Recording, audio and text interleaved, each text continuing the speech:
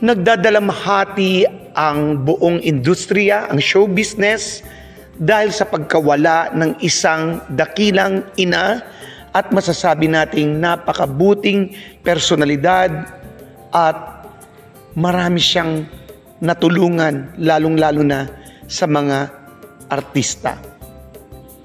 Ang tinutukoy ko, walang iba kundi si Mother Lily Monteverde, na talaga namang napakahalaga ang role na kanyang ginagampanan sa pelikulang Pilipino.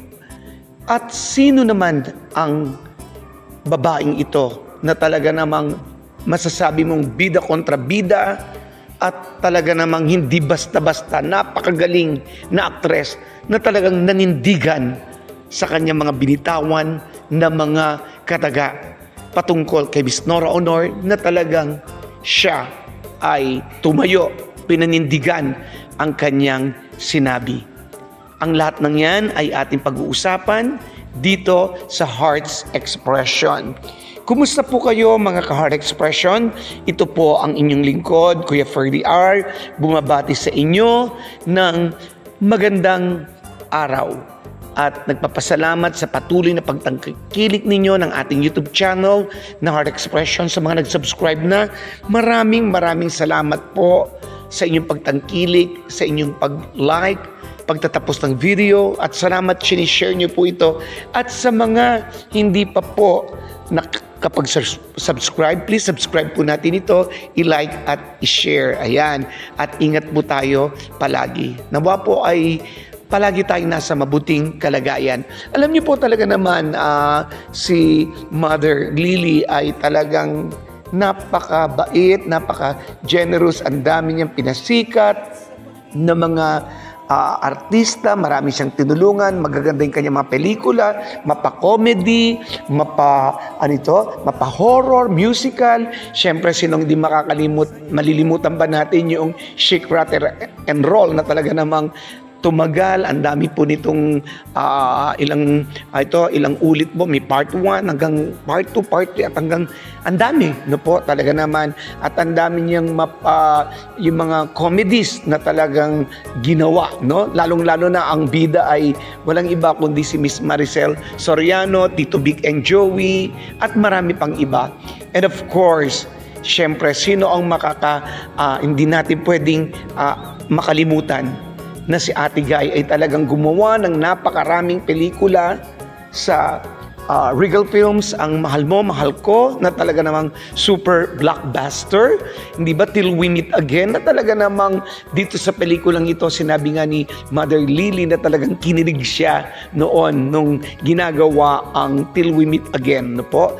At nandyan din, may nasundan ng I Can't Stop Loving You. Andiyan pa yung I Love You Mama, I Love You Papa, na mga pelikula talaga ni Ate Guy na talagang ito'y talagang pinag-usapan at talagang kumita. Nandyan syempre sinong yung Lola Basyang, hindi po ba? Bilangin ang Bituin sa Langit. At marami pang iba na ginawa si Miss Nora Aunor sa bakuran ng Regal Films. At talagang napakalaking kawalan ni Miss Lily Monteverde, no, sapagkat talagang ang dami niyang naitulungan at talagang buhay na buhay ang pelikulang Pilipino dahil sa kanya. At talaga namang nawala man siya, talagang nalulungkot tayo. Pero ganun pa man, yung kanyang mga iniwan, yung kanyang alaala ay mananatiling buhay, syempre, dahil malaking parte siya sa ating pelikulang Pilipino. Sa pamilya ng naiwan, kami po ay nakikidalamhati, no po, at talagang mamimiss natin siya. And of course, talaga namang kahit na alam natin sa Ate Guy, talagang ang ating national artist ay alam natin na malaking bahagi sa buhay niya ang Regal Films at of course si Mother Lily Monteverde. At itong magaling na actress na talagang hinahangaan ko, bida kontra bida, na talagang napakatapang niyang magbitiw ng mga salita at talaga namang paninindigan niya yung kanyang mga sinabi. Ganyan siya kagaling, ganyan siya katapang, yung tapang na nasa lugar. Pero makikita mo siya sweet at talaga namang napakagaling na sabi mong kontrabida. Talaga, hindi, kumbaga kundi siyang nangunguna, isa siya sa sasabihin mong best na kontrabida at talaga namang mamahalin mo. At ang tinutukoy ko walang iba kung hindi si Miss Celia Rodriguez. Di ba? Talaga naman, noong tinanong siya noon sa programa ni Kuya Boy Abunda sa, hindi ba, Past Talk with Kuya Boy Abunda, no? Tinanong siya yung between kay Ate Guy at kay Ate V, di ba, kung sinong mas magaling, di ba? Nora o Vilma, sabi, mas magaling sa Ate Guy dahil yung hugot malalim, you know? At talaga namang yun, talagang pinalakpakan, kumbaga. At marami nag-react. Sabi nga, binasya, no? Nung siya ay in-interview naman doon kay Ogie,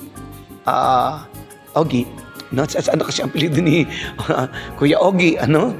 Talaga namang sinagot niya ito na kung binabasa man siya, talagang sinabi niya lang yung totoo.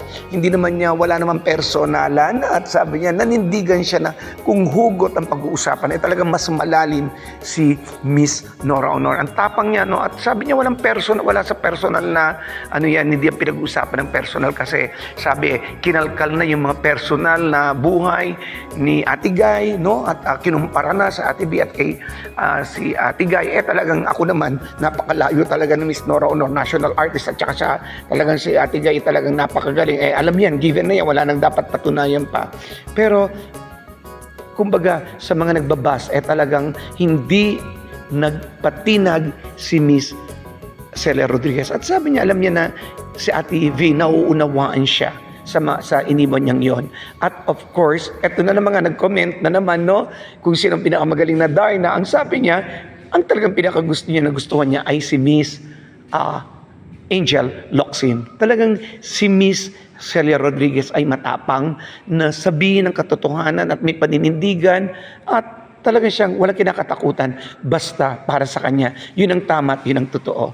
Maraming salamat at mga Noranian, salamat sa patuloy na pagsuporta ninyo kay Ate Guy sa bawat project na Ate Guy. And of course, siyempre ito papalabas yung Bona sa Cinemalaya. Siya po ang magsasara, closing, kumbaga, film yung Bona. Ayan. Nawa po ay patuloy na tayo po ay tangkilikin ang mga pelikula ni Ate Guy at siyempre tayo po ay manatili na talagang idalangin sa Ate Guy na humaba ang buhay, kalakasan, at syempre maging masaya si Ate Guy. Ito po si Ferdy Ard na nagsasabing, as long as there is love, we will stand, and to God be the glory. Maraming salamat po at mabuhay.